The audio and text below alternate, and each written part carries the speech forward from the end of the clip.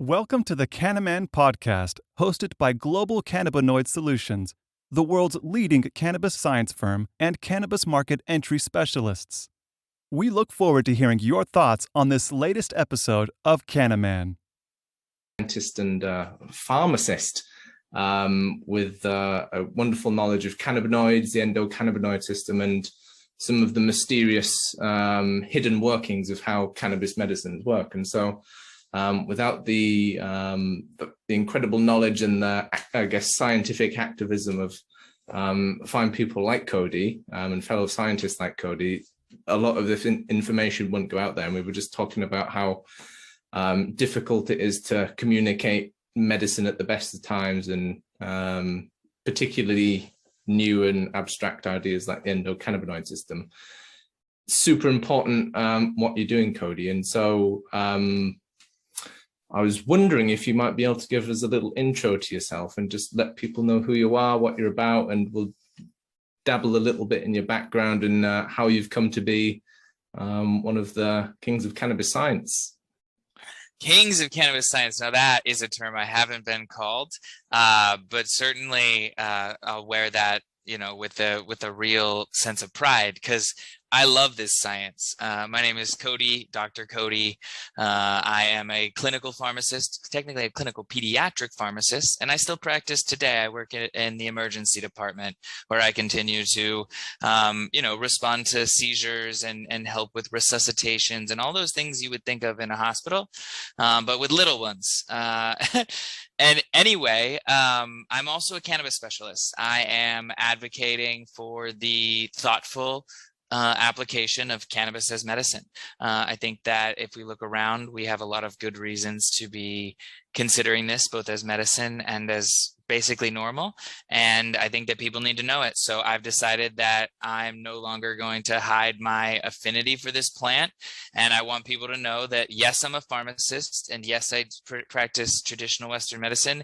And yes, I think that cannabis is medicine, and the endocannabinoid system is crucially important. So it's a bit of a fine line. The people who I work with in the emergency department, I talk about the endocannabinoid system and their eyes sort of go all screwy and glaze over maybe. But really this is big, and we have to start telling people. So Dr. Codi, your cannabis pharmacist.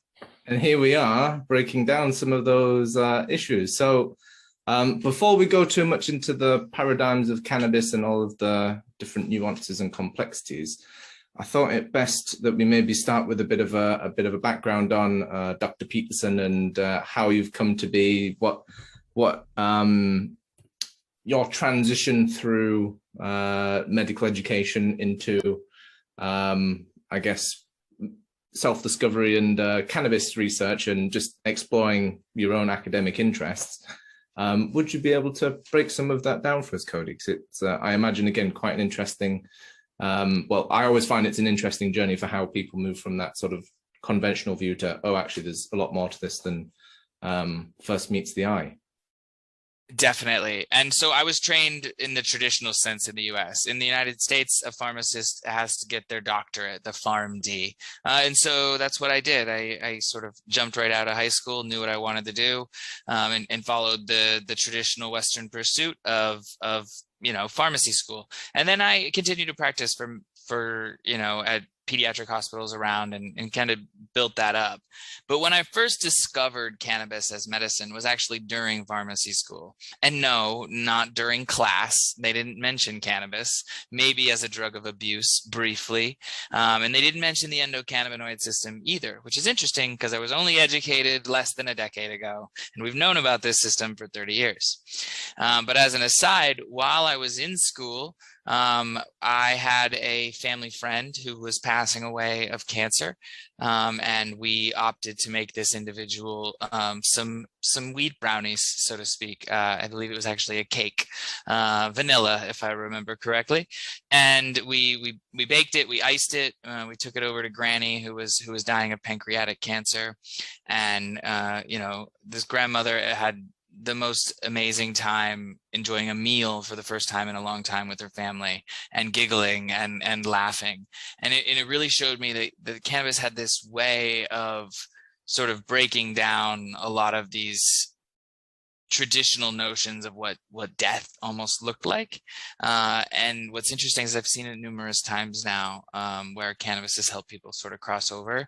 And then that's really when I realized that cannabis is medicine and we can use it. I'm using other medicines like morphine and Ativan in these patients that are not, they're not pretty drugs. They're very sedative, right? And so to give someone, you know, just a day or two before they pass away, and to see them laughing and enjoying the last days and last meal with their family was really touching, and it stuck with me. So about 1 year ago, maybe 2 years ago, I caught wind of a new program that was popping up in the United States, first of its kind, at a U.S. School of Pharmacy. So the University of Maryland School of Pharmacy is now offering a master's degree in medical cannabis science and therapeutics.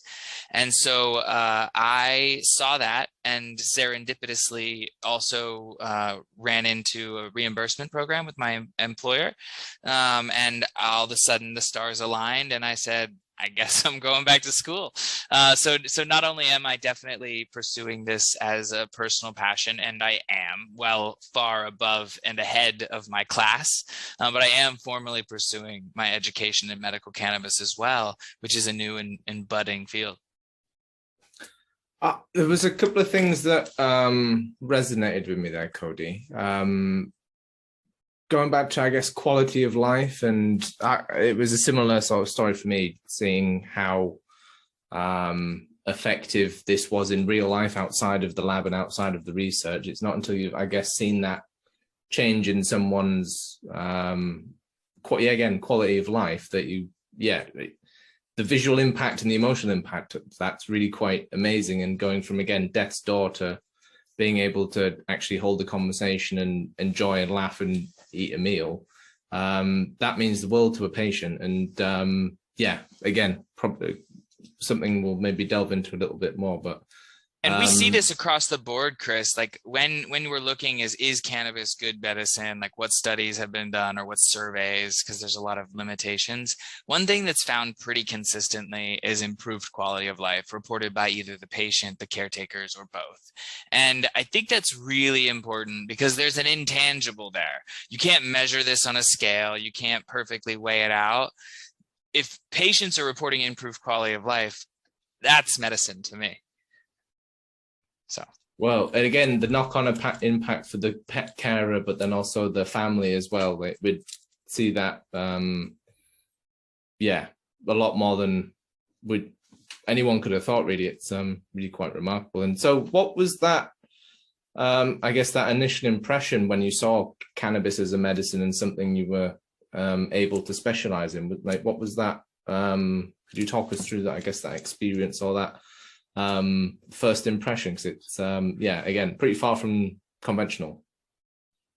You know, it's interesting. I thought this program, when I discovered it, and I think that's what you're asking me, is like how did it feel when I sort of transitioned?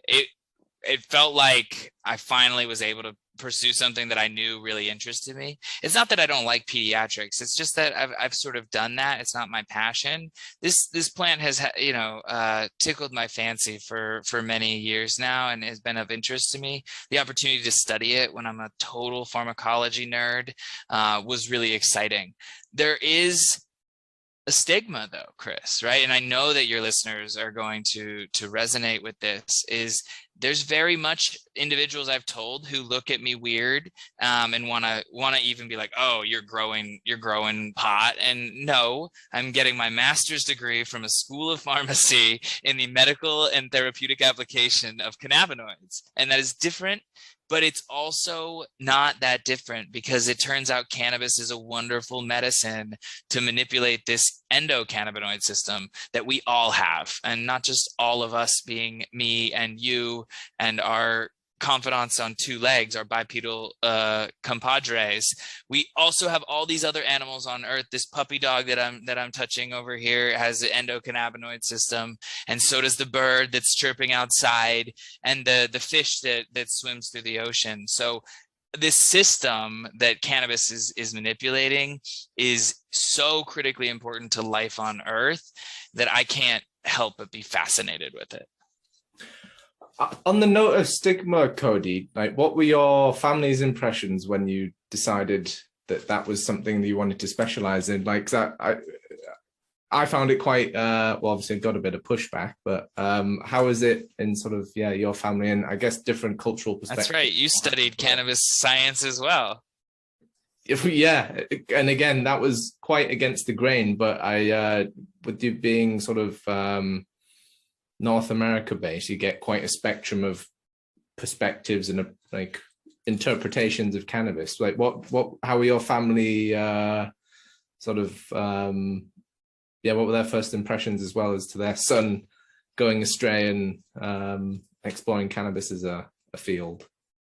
Well, my parents have known for a while, whether I wanted them to or not, that I had an affinity towards cannabis, and I've always been a vocal advocate, right? So in the year in college, right around this time that I helped make this cake for this dying family friend, I also found a movie, and you might remember this. It was 2008, 2009. It was called The Union. Okay, no, I've not heard this of that. film changed my whole perspective on cannabis, like mind blown. And it was really about like the whole market that was set up in the sort of legacy market days. That's a little all changed now in the US, but BC Bud is what it was all sort of based around, which is British Columbia. And it was an amazing movie. I would watch it again. And there were some really interesting insights into sort of the safety of cannabis and sort of the history of cannabis and stuff that I hadn't really heard. That changed my whole perspective. And from that point, I was on a mission to find out and know the truth, essentially, that cannabis isn't this poison that it's been framed to be. And it's not this, not pursuing it as medicine, but pursuing it as a social norm and pushing that agenda. I've been doing that to my parents for a while.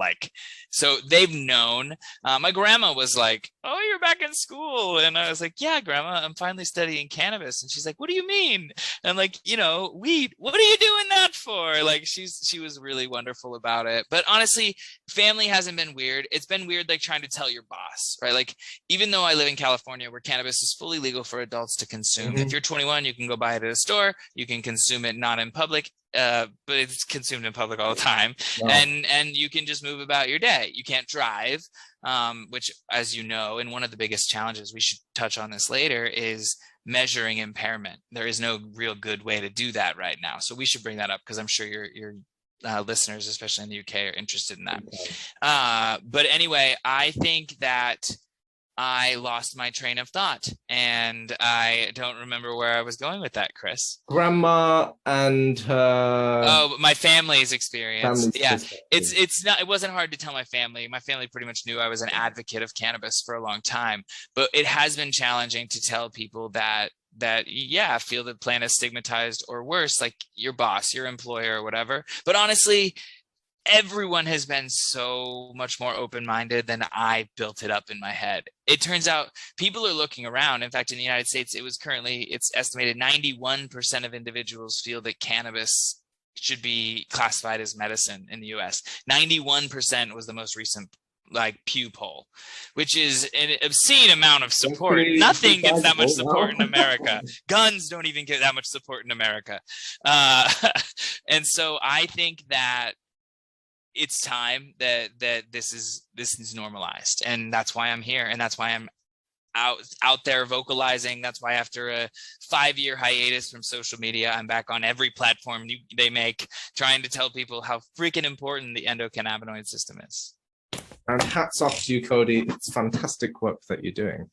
On the note of stigma, and you've touched on it briefly, how do your colleagues perceive cannabis medicine at the moment? Like, I know it's obviously maybe breaking down some barriers, and I'm sure everyone in your workplace will be now fully aware of the endocannabinoid system and its bingo, dude. Impact, everyone's right? Like, shut the hell up. Yeah, could you describe for people what that sort of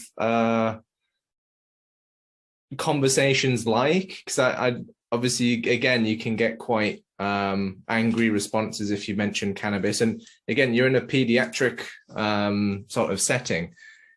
What sort of, could you maybe break down that dynamic for people as to sort of what I would say in the workplace there's quite a bit of stigma. Sorry to interrupt you. Oh, you dropped your pen. I dropped my pen. It happens, dude. I'm all fidgety and dropping things. So as far as stigma in the workplace, that's very real. I mean, the truth is, in pediatrics, I do see some harms from cannabis in the hospital. And a lot of people won't acknowledge that in the cannabis industry. And I think it's very important that we do. There's a couple things that people come in for. One, they intentionally took way too much, right? And just got really, super stoned, turned around and disoriented, and they're like, I need to go to the hospital. Or they took, and this is more common, cannabis with another drug, and now they're, a psychedelic or something of the sort. So now they're really tripping out. Number two, a baby took cannabis unintentionally. Oh. This can be a very dangerous situation, Chris. We've intubated and sent patients to the ICU with cannabis overdose. So this idea that cannabis can do no harm is not true. The last type of patient that I see with unfortunately more regularity than we would like is cannabinoid hyperemesis. And I don't know if you're not familiar, this is a disease that's increasing in prevalence, meaning there are more people being diagnosed with it now than ever before. And it's increasing because of the availability of cannabis and the acceptance and normalizations.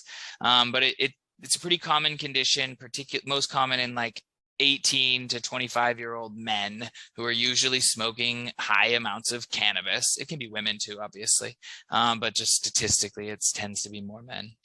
And they come in and they have uncontrolled bouts of vomiting. It looks a lot like a condition known as cyclic vomiting, which is not related to cannabis use at all.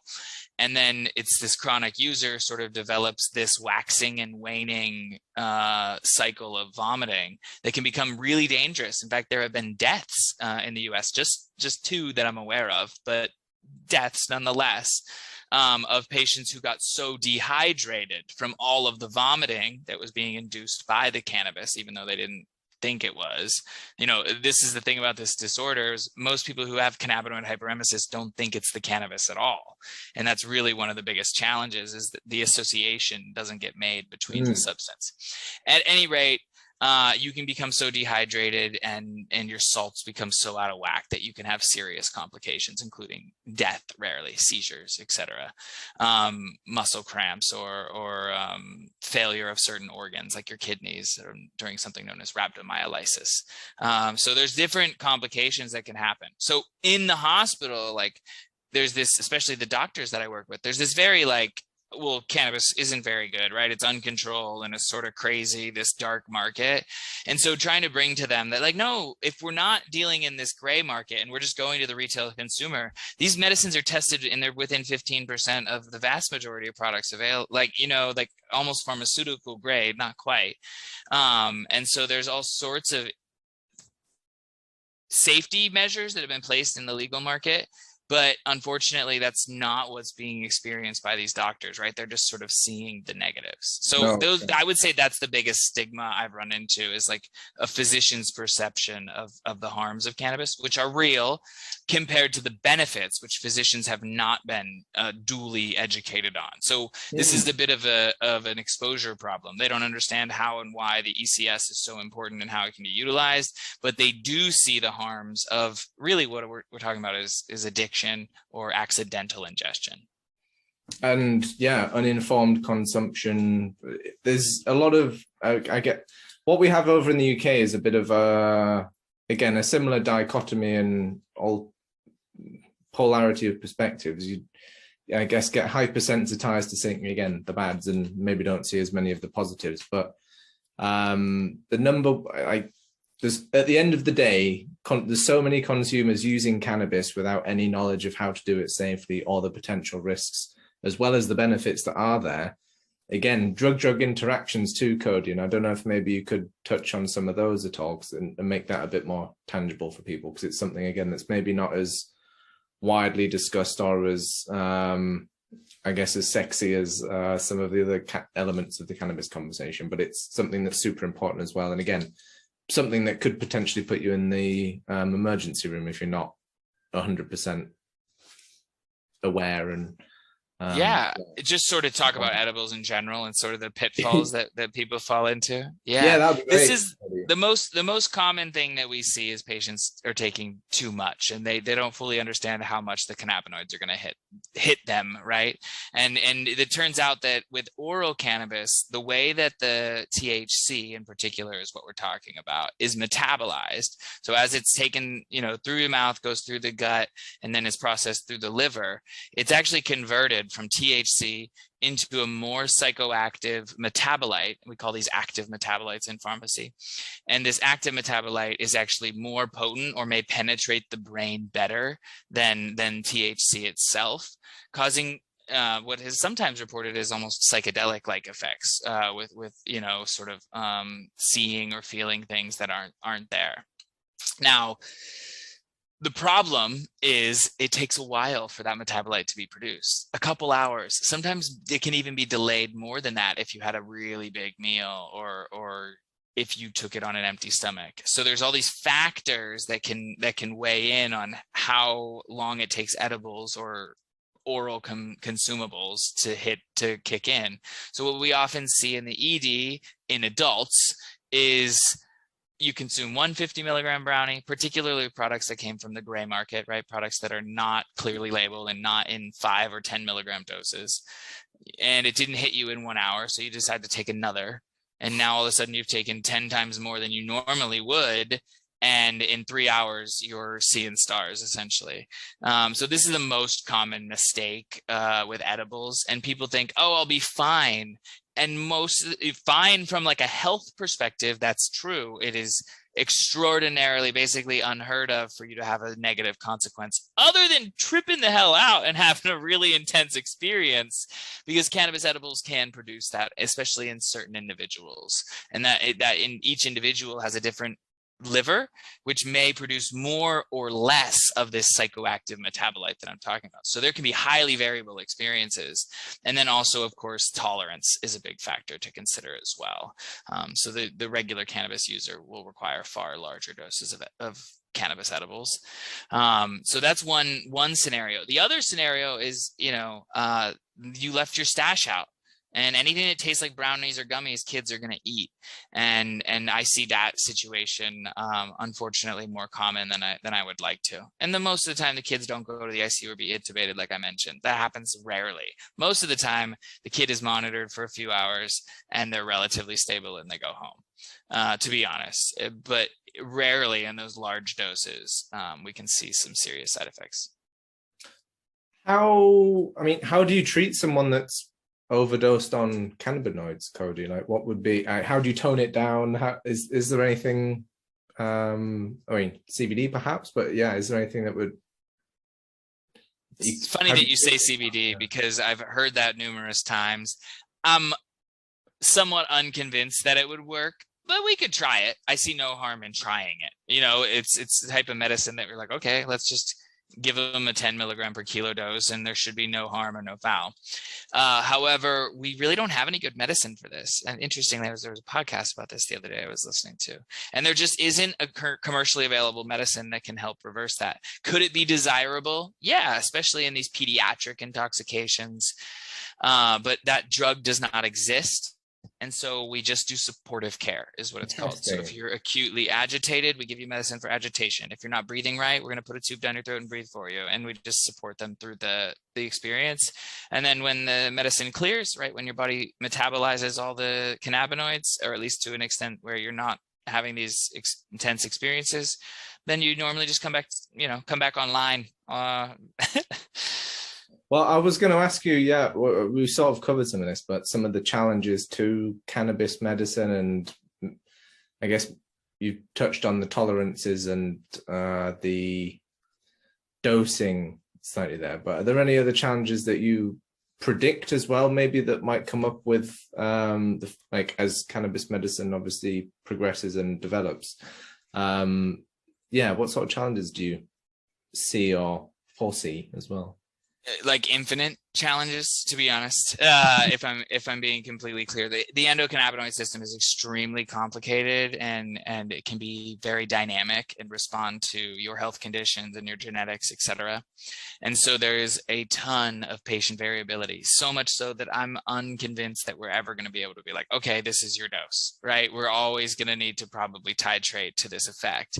And in reality, that's what we do with other medicines as well, particularly psych medicines or pain medicines. We're like, okay, try this. Does this work? This works for most people. Okay, it doesn't work, then now try this. And I think we'll get to that point with cannabis medicine. But this whole premise that like, oh, we're going to find you your perfect dose with the perfect terpenoids, and this is going to really set you straight. It's a pipe dream, because cannabis is a blunt tool working on an exactameric system. Your endocannabinoid system produces the endocannabinoids that it needs on demand, basically where they're needed. So like if you stub your toe or you hurt your back, back's a bad example, so let's leave that one behind. Stub your toe or sprain your ankle, your body's going to produce endocannabinoids to help you deal with that pain, for sure. And the effects of those endocannabinoids are primarily aimed at affecting your ankle, right? It's your body's producing it there. But if you smoke some cannabis, there's no way to direct that into your right ankle for pain, right? It's going to go through your whole body.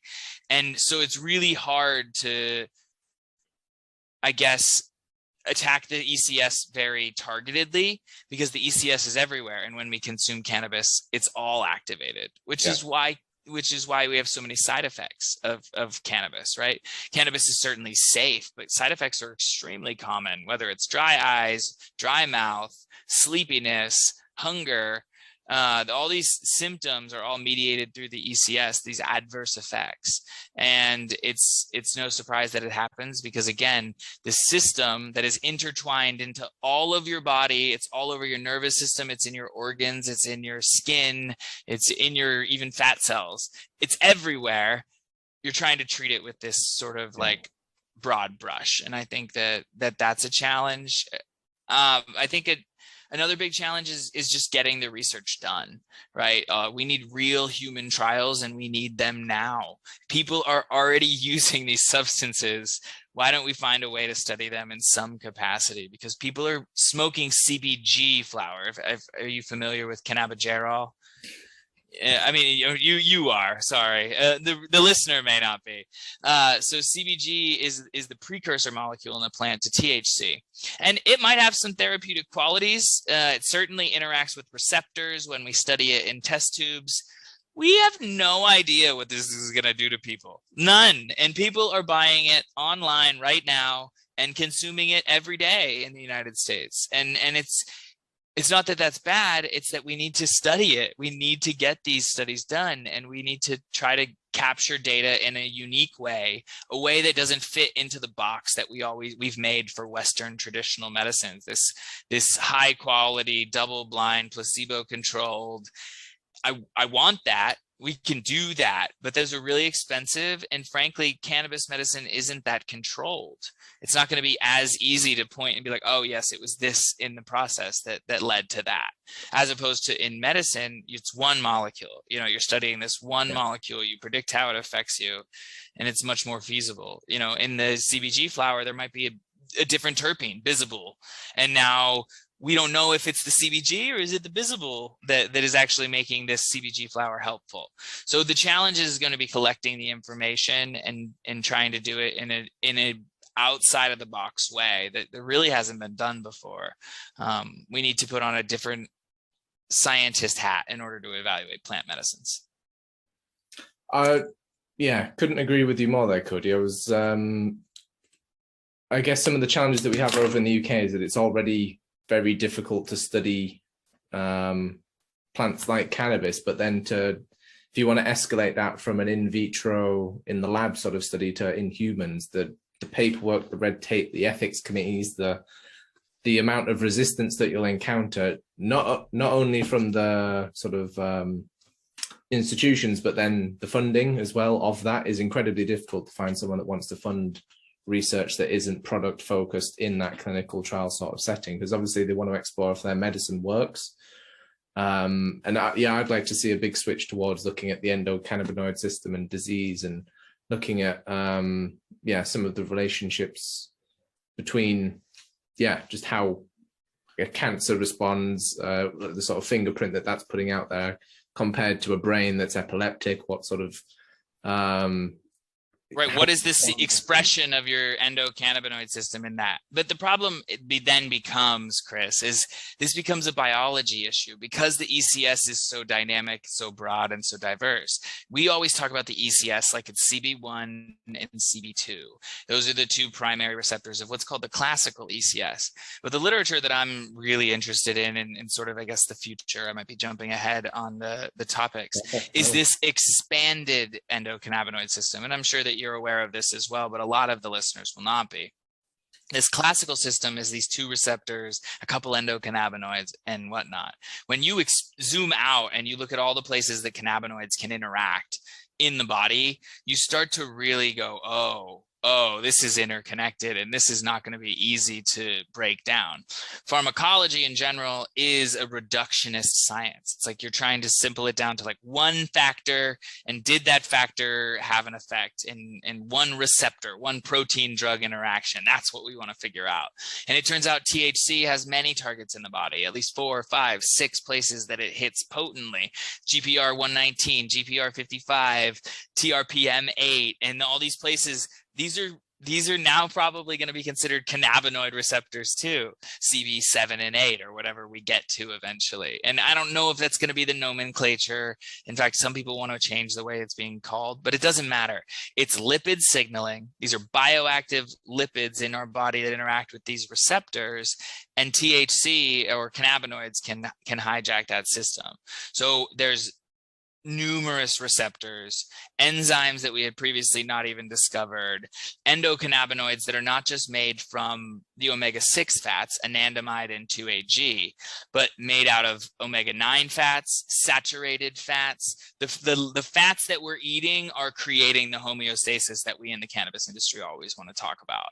And if we don't feed the endocannabinoid system the right food, then we're going to need to supplement it, or we're going to have other underlying conditions, whether it's autoimmune, whether it's inflammatory, and so many other things. We need to refocus on supporting the lipid signaling system, because for so long we've been saying like fat is the enemy, or fat, is the problem, and fat is the problem.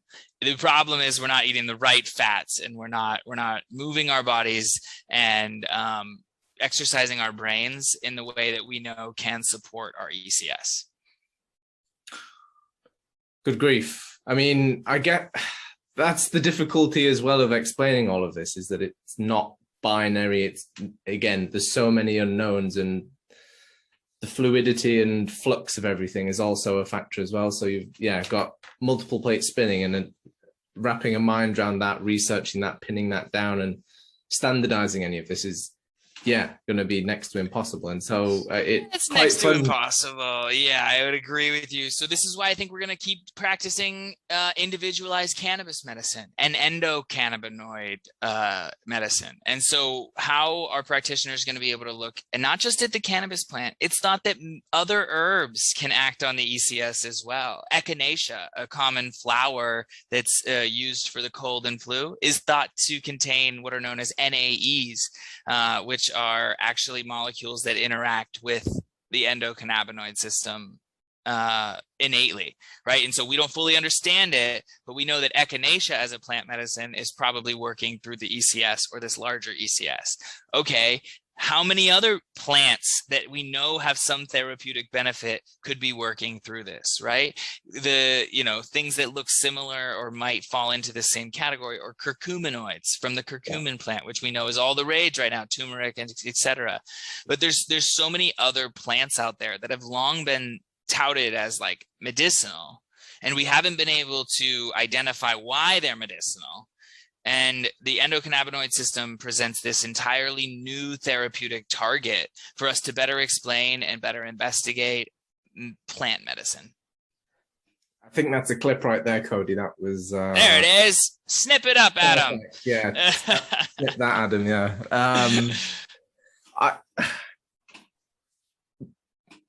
So given the big picture that we've discussed, Cody, what would you say is probably the most impactful piece of information that people should know with regards to cannabis medicine? I think you probably touched on it there with the endocannabinoid system and its fluidity. It's not,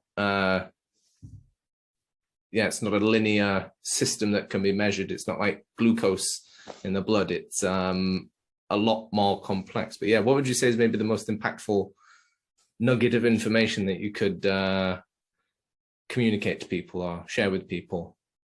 Well, I think one thing that's often overlooked and a common mistake in cannabis is over consuming. People will say that cannabis doesn't work for them, or they get too high, or they don't like the way it makes them feel.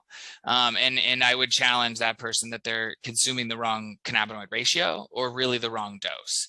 And so cannabis can have a really wide range of effects, whether it's stimulatory or sedating, and it can matter on a number of things, some terpenes like we talked about, but a lot of it is you, right? So like the way you feel after consuming THC in the morning is different than the way you feel after consuming THC in the evening, because your ECS is different in the morning. It follows a circadian rhythm, just like your stress hormones, because by the way, the stress hormones, cortisol, and your endocannabinoids 2-AG are innately combined. Anytime your cortisol level spikes, 2-AG level spikes to bring down the cortisol level, because extended or prolonged cortisol levels are harmful to human health. And our body evolved to be like, nope, cut that out. We don't want that stress. And so the ECS is extremely dynamic, can be influenced by all sorts of things. In particular, what people don't know is diet.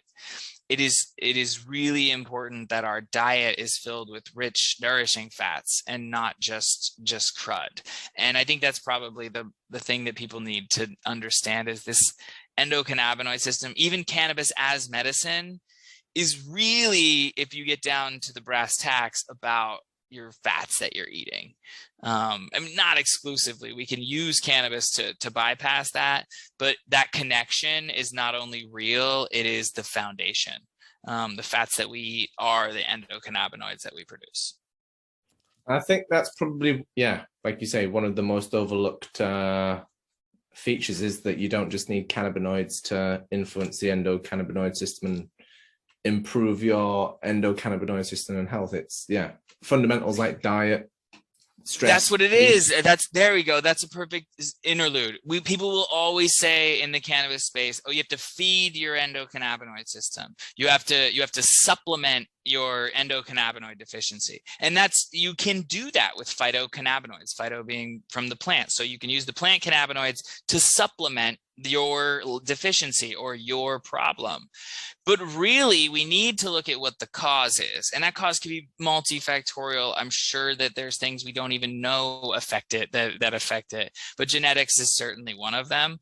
But we can't pretend like cannabis is medicine and still continue to eat a shitty Western diet filled with the wrong fatty acids. We can't claim cannabis is medicine and not respect how important omega-3 fatty acids are. And that, I think, is one of those foundational underpinnings that people totally don't realize. It's strange how I guess public perception of diet and health is that, diet's only for looks rather than fundamental human bodily function. Same goes for like water drinking. The amount of people that just don't drink water because they don't like the taste. How is your body functioning? I dread to think, but the kidneys are an amazing organ is the answer. The kidneys are really quite profound organs. But I do totally agree about the thing you had said right before drinking water. Oh, diet and exercise. People think that those things are just, like you said, for looks, but it's even mood. Those things dictate our mood as well. In the same way that we stimulate our ECS with THC to alter and lift our mood, you can more naturally do that through exercise and running. And we know that there's such thing as a runner's high. You've heard of this, right? Yes. Yeah. Perfect. Right. Yeah, please. Yeah, so it turns out when scientists really got down to looking at what's going on with the runner's high, it was always talked about that it was endorphins. And endorphins are your endogenous morphine-like molecules. These are the molecules in our bodies that help us respond to pain. And so when something painful occurs, the body releases endorphins, and these endorphins can also be euphoric. So it was like, okay, marathon runners are happy as hell when they get done. We don't really understand why. They said for the longest time, it's endorphins. It's got to be endorphins. But in more recently, by using opioid blockers that would block endorphins, they looked at individuals who were running as well, and they saw that they still had the runner's high, even though we had blocked the endogenous opioid system, the endorphins. And so what did that mean? That means that this is being mediated through the endocannabinoid system. So it's actually the release of endocannabinoids during a run that causes a secondary release of endogenous opioids, or the endorphins that we talked about. But the start and the real driver of all this is the ECS, maintaining balance. And when you think about it in that context, you're like, okay, the ECS is the fats in our bodies, and I'm running, so I'm mobilizing fats, obviously. And so like there's this, oh, it makes sense how this is connected. And then dopamine and serotonin are connected to your ECS. So you stimulate your ECS, and then now you're going to get more dopamine or serotonin, and you're going to get the euphoria, the happiness, and the benefits that we talk about from exercise. So it's all being mediated through the ECS. Check this out. I just posted on Instagram. Yeah. What else is mediated through the ECS? Hibernation. Did you see this post I put up, dude? No, when was this? Check it out. It's actually an old post. I did it like a year ago, but it was done on Swedish bears, grizzly bears in Sweden. Okay. They took tissue samples of these bears while they were hibernating and during the summer. And then they compared their endocannabinoid levels, and they saw really crazy stuff. One of those is that during hibernation, this one endocannabinoid, it's technically a non-endocannabinoid, N-acylethanolamine. Yes, dear. And one of these, known as OEA, was extremely high in the bear during hibernation. And it's thought that that was probably what was keeping it in this state of like, hibernation's not sleeping, it's just like unarousable grogginess. Imagine how you might feel after like a bunch of bowls on the couch and way too much food. It's definitely like a stupor, let's say. And so the bear is able to do this through its endocannabinoid system. And they also looked at the omega-3 fatty acids, which they get from salmon, which are really rich in fish oil, right? And they saw that these omega-3s were actually protecting their muscles from breakdown. So that's how the bear cannot eat, drink, or poop for 6 friggin' months and come out like still like, I'm the man. Solid endocannabinoid system. So it's all about the endocannabinoid system, man. And if you want to learn more about this, you can check me out on my Instagram. I know that that's saved for later, but I did post it there. And so you can find this and the study that it's from. And it really, all it's going to take in Google, grizzly bear endocannabinoid system. And I'm sure it's the only one, 2020 Swedish bears.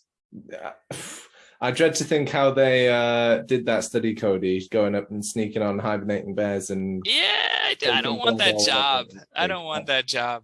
That's pretty hardcore. We'll put all of the links and your social medias in there. Because it'd be a shame. Well, everyone. Yeah, I'm not trying to kick us. I'm not like we have to wrap this up. I didn't mean. That's why I was like, we'll talk about that later. I guess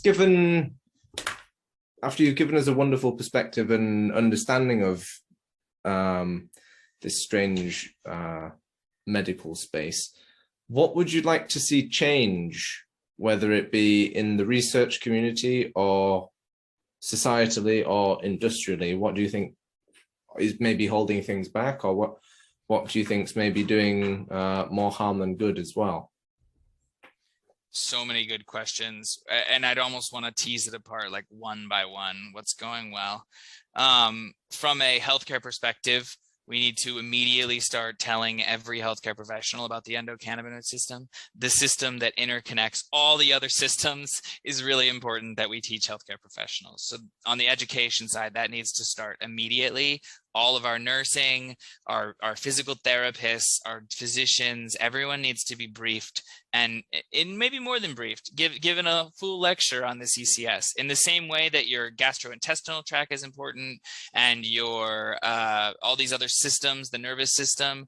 This system deserves a day or two in physiology class, and it's that is no longer refutable. It's not like, oh, well, what do we get rid of? I don't care what you get rid of in the curriculum. You have to cover this. It's incredibly important for not just human life, but for life on Earth, right? Like the brown bear, or like so many other critters that are able to do the amazing things that life do. I wouldn't be surprised if like the weird animals that can get frozen and come back to life, that's not mediated through the ECS in some way, right? But we need to focus on it, and we need to give it the attention it rightfully deserves as a master regulatory system. So that's healthcare. Sorry, that's education, really.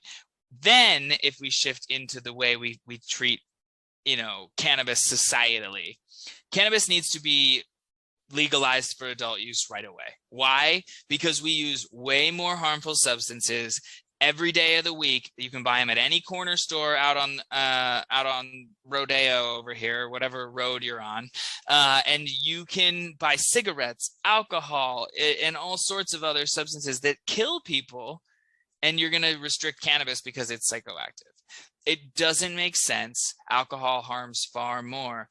Globally, alcohol is thought to kill around 3 million people a year from primary and secondary effects. So that's not just car accidents, that's from cancer and all of those things.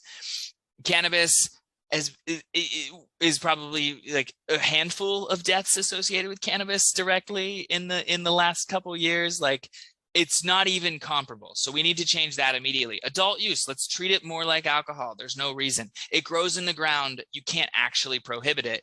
And the war on drugs has shown that, yeah, we haven't effectively done this. So legalize cannabis, okay?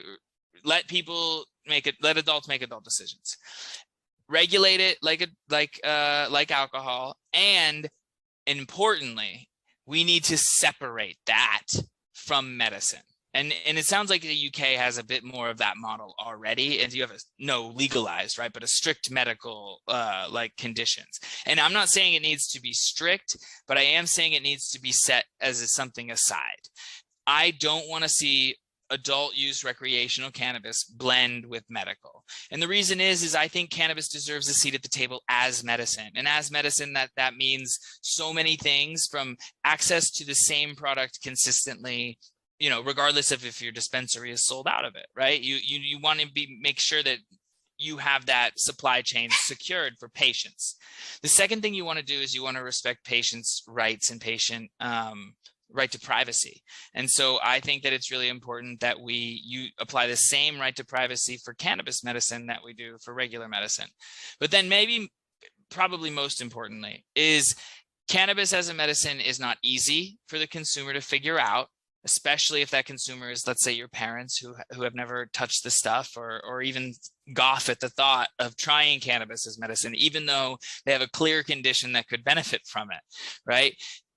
We have to give access to patients to healthcare professionals like myself, and access to professionals like me probably also means some sort of insurance introduction, right? Because we can't expect patients to be paying out of pocket to come and talk to a pharmacist who's an expert and that can help them navigate not just cannabis medicine, but their other medicines too, which will interact. We know this. The ECS touches all the other neurotransmitter systems. We know that with certain antidepressants, we've even seen that the ECS gets changed in the process. So there's intricate interplay between so many of these drugs and cannabis medicines that it is critically necessary you have someone like me, or a physician with similar training, even a nurse can be really helpful, to help drive the message home, improve patient outcomes in a more effective, safer way, and just to normalize it. Why are we trying to create a whole system around, how do I want to say this?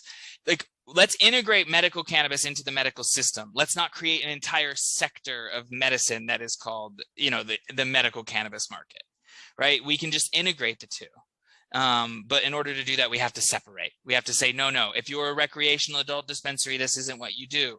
If you're a medical dispensary, then these are the stricter criteria that we've set for. All right, she's got to, hold on.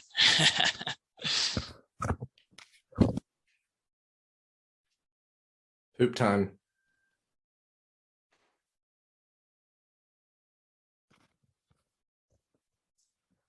So I don't know. I guess I feel that it's great that we've defined a medical market, but that medical market can't be restrictive. It can't have big price barriers to entry. Yeah. You shouldn't have super difficult restrictions on which doctor can recommend medical cannabis. Cannabis is much safer than many of the drugs that doctors are freely and openly just like, oh, yep, here's a prescription for that. Oh, yep, that's not a problem. And we had a whole opioid epidemic, and I don't want to compare the two, but cannabis, even if it was prescribed like opioids were, would never have caused this level of problems in society, right? The opioid epidemic is still killing in the United States 90,000 people a year. Chris, 90,000 people died of opioid overdose last year. If cannabis, which has been shown in some studies to help reduce opioid use with chronic users and chronic pain patients, could save 100 of them, would it be worth it? I think that most of the time we would argue absolutely in Western medicine, but because it's psychoactive, we're all like, oh, I don't know. It seems risky, but nobody's batting an eye at the Ativan prescriptions, which killed many more people than cannabis every year, the opioid prescriptions, and so many other things. Even gabapentin has risk for abuse, and can have some harms and cause falls and things. And it's not a controlled substance. Cannabis is safer than that.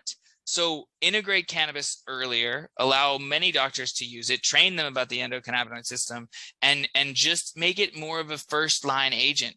Bring it down the treatment algorithm to an earlier intervention for somebody who has arthritis or whatnot, right? Rather than steroids or something that has serious consequences.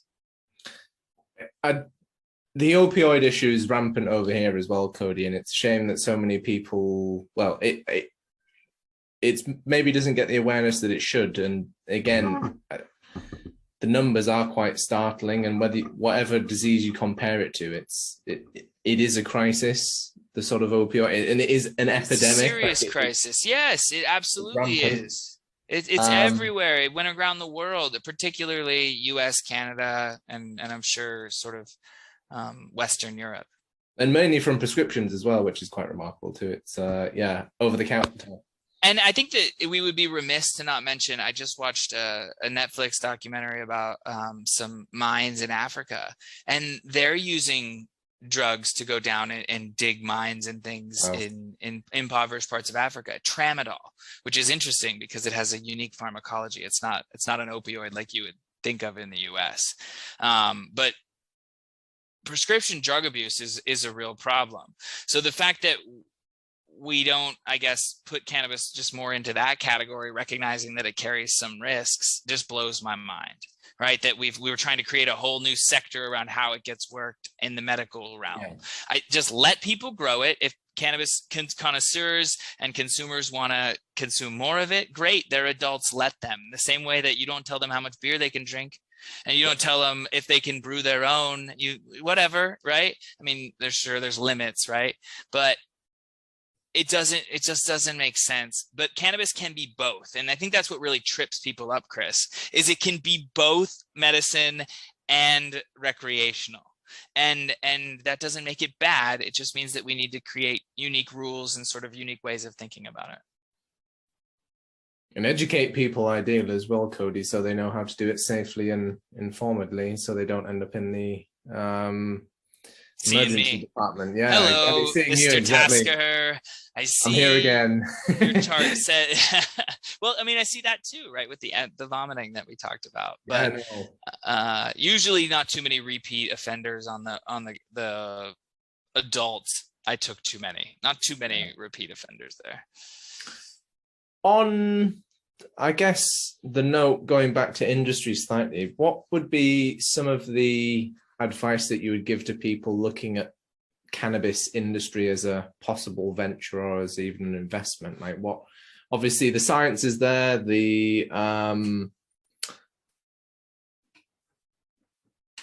community is there in a way, like the market is there, but from my perspective anyhow, it's not as well informed as it maybe thinks it is. But what else do you maybe see that you would maybe warn people of, or what advice, but in all the lessons you've learned, Codi, over these last few years, what advice would you impart to others who are just starting out, whether it be a scientist or whether it be someone looking into the industry? What advice might you offer? Yeah, I mean, I think generally the advice that I offer is pretty simple. Figure out like what you're good at and then apply it to cannabis. Cannabis is an emerging market. It needs everything from retail, point of sale software to, on the whole industrial sort of cultivation side. There's this whole processing of hemp materials that could come into play. There's logistics and supply chain all the way through. There is, everything from healthcare that we've talked about, whether you're doctor, physician, nurse, there's opportunities coming up that we can get involved with.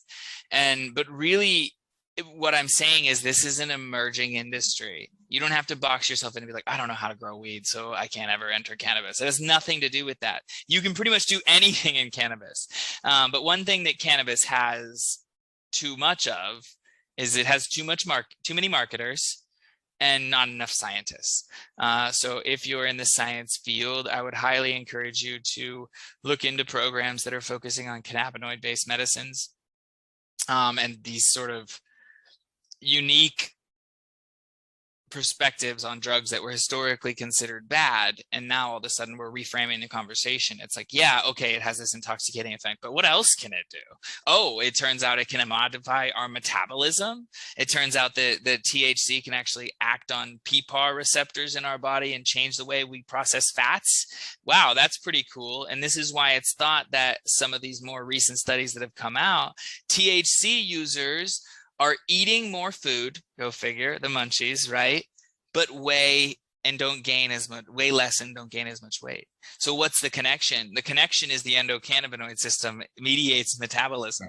And by, with the right cannabinoid profile, you can manipulate that to help with weight loss. And there are many individuals who have found cannabis to be a helpful weight loss tool. Maybe not everyone.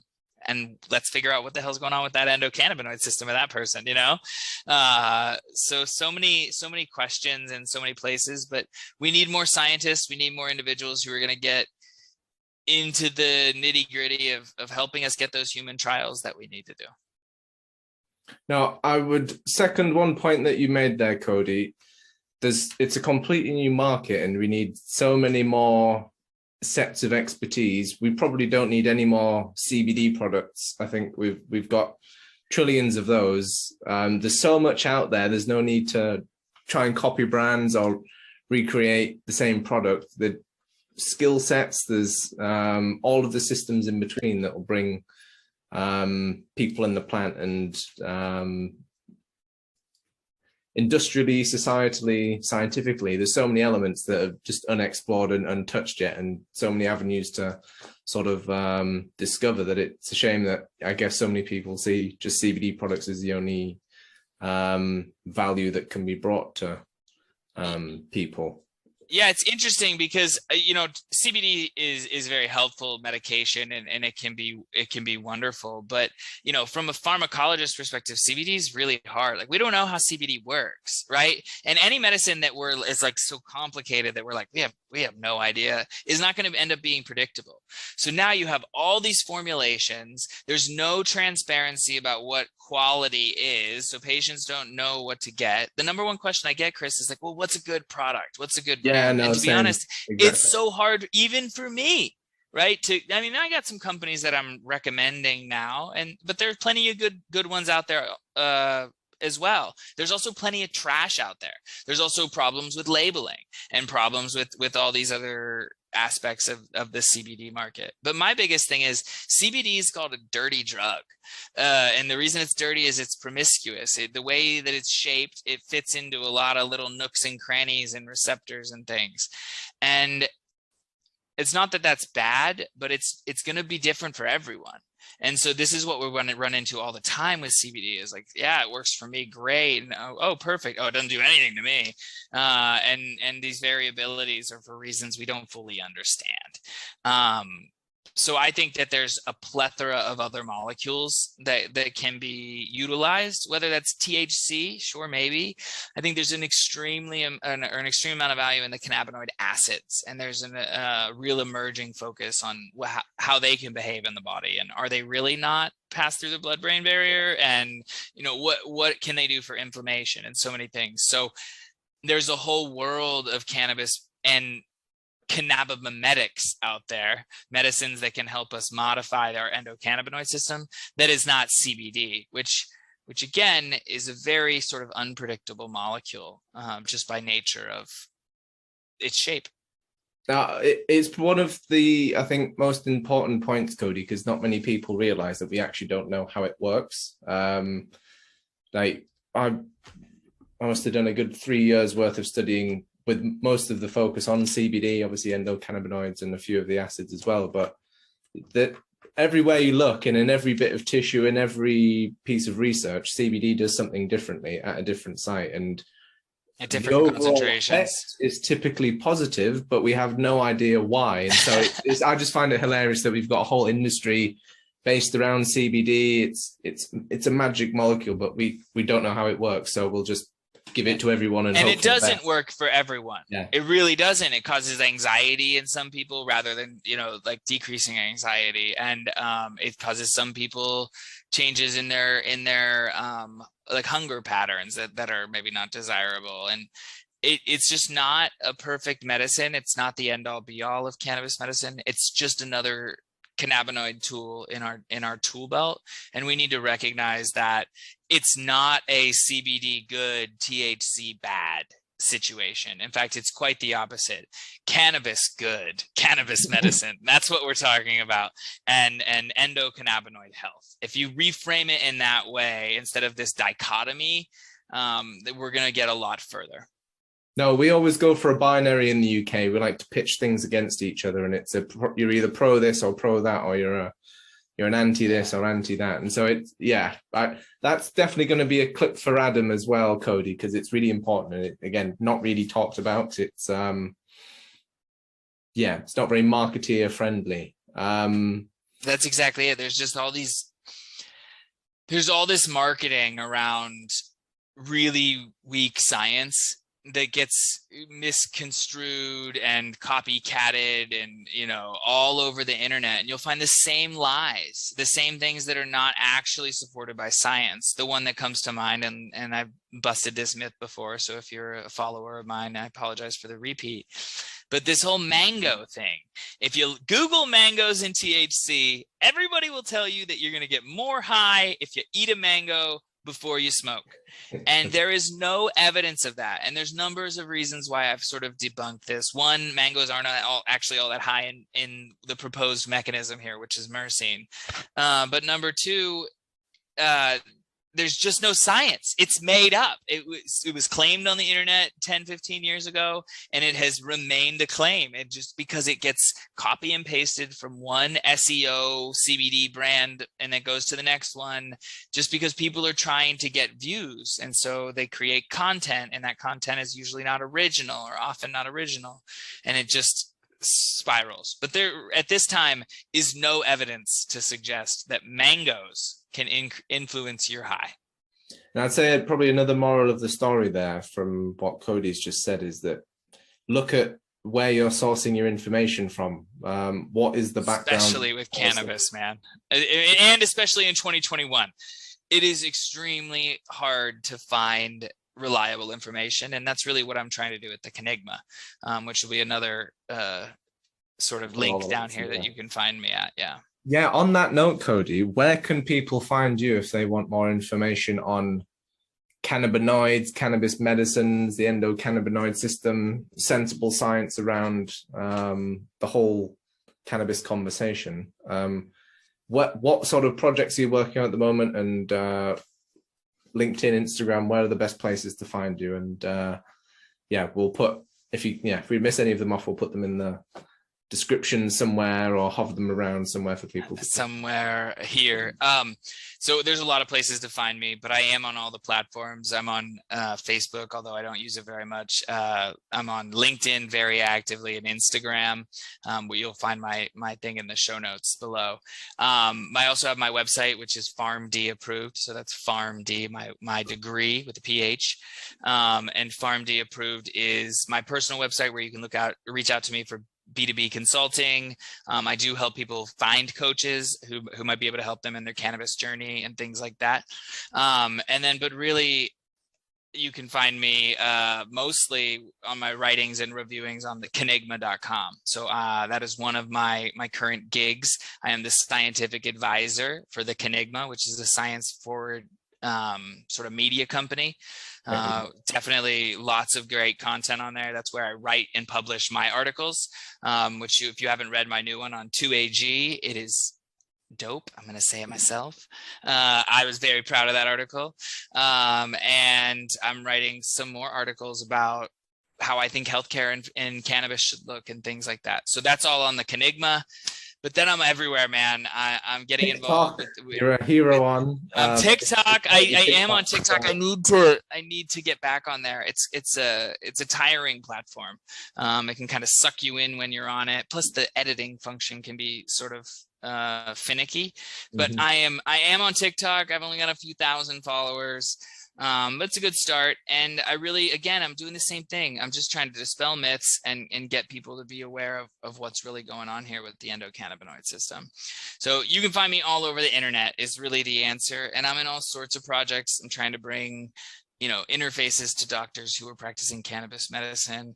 I'm trying to help educate the spa health and wellness industry about cannabis and how it can be leveraged in there at, a CBD massage, for example. And so many more projects like that. I'm trying to work with an Australian company to help them develop a product. I'm all over the place. I'm talking to individuals over the UK, trying to spread the good word about the endocannabinoid system. And I'm everywhere, frankly, is the way I feel. It's the way I feel today in the interview too. You're prolific, Codi. It's going to be. Well, I've run out of questions. I don't know if you've got any, nuggets of information that you want to get off your chest at all, Codi, things that I've maybe brushed over or things that you want to go back to. But yeah, I just want to say thank you so much for sharing all of that with us. It's, again, exceptionally rare that you get an informed perspective over here in the UK. And yeah, I think everyone would agree that it's been incredibly insightful. And for those who haven't had the pleasure of speaking with you before, Codi, I'm sure you'll have a whole bunch of new fans as well. Oh, that'd be great. And if you want to reach out, I'm very accessible. I'm on, like I said, I'm on Instagram and LinkedIn. If you message me there, I promise to get back to you. I won't be able to, give you a medical advice or give you too much information. But if you want to chat, Codi, you said something interesting, I want to hear about more, I will definitely respond. So please reach out. And I just want to leave I just want to leave listeners with basically the tidbit that cannabis is medicine. And as medicine, you deserve access to it. And access means, yes, you can go get it if you need it. But that means breaking down barriers to both getting the product, but also getting effective recommendations and support. So we need to start fostering the medicalization of medical cannabis and allow for adult use cannabis to do its own thing, because that's its own rightfully served market. But access, medical cannabis should mean access to healthcare professionals. Everything you've said, Codi, applies so beautifully to the UK, and it's something that just hasn't been touched upon at all. It's, I guess, a paradigm that not many people, well, it's a lot more developed over in North America and particularly in California. And it's scary how almost sort of cookie cutter like the issues that you've talked about in the US are in the UK, and we're just a complete mirror, I suppose, of well, maybe slightly younger, but all of the same issues, all of the same, I guess, complexities, and yeah, a lot of the same frustrations. But thank you so much. Our nations share a lot of culture, right? And we share the same roots, so to speak. So I think it's no surprise that we find ourselves fumbling with the same sort of weird paradox of this is medicine and it's a recreational psychoactive substance. So I'm not surprised that we find ourselves looking at this bag like, oh, what do we do with this? But this is what I'm saying is, UK, listen, we can do this safely. We've seen that there isn't this big increase in teen use and that there isn't this swell of problems with legalizing cannabis. And I'm also advocating for the preservation and the sanctity of cannabis as medicine. So I think we can do both. And that's what I want you guys to do. Not just because I think it's the best path, because I've talked to a lot of healthcare professionals in this space. And this is the general consensus among most of them, is that we really need to find a way to take these two markets apart. Dr. Codi Peterson, thank you so much. That was thank you so much, Chris. No, my pleasure. I'm sure we'll have many more conversations, and we'll be putting a lot more Codi Peterson propaganda out there into the ether. Yeah, if you want to follow Codi Peterson propaganda into the ether. I always talk about propaganda and yeah. And ether messages out there in the ether, yeah. I like it. I'm going to use it, just so you know.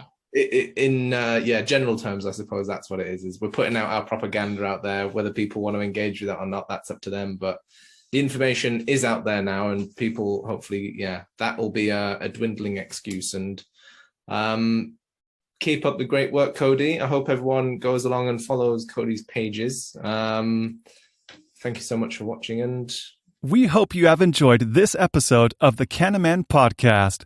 For more information on how you can safely navigate the cannabis ecosystem, take a look at some of our educational materials or reach out to us at www.globalcannabinoidsolutions.com. We look forward to you joining us on the next episode of the Cannaman podcast.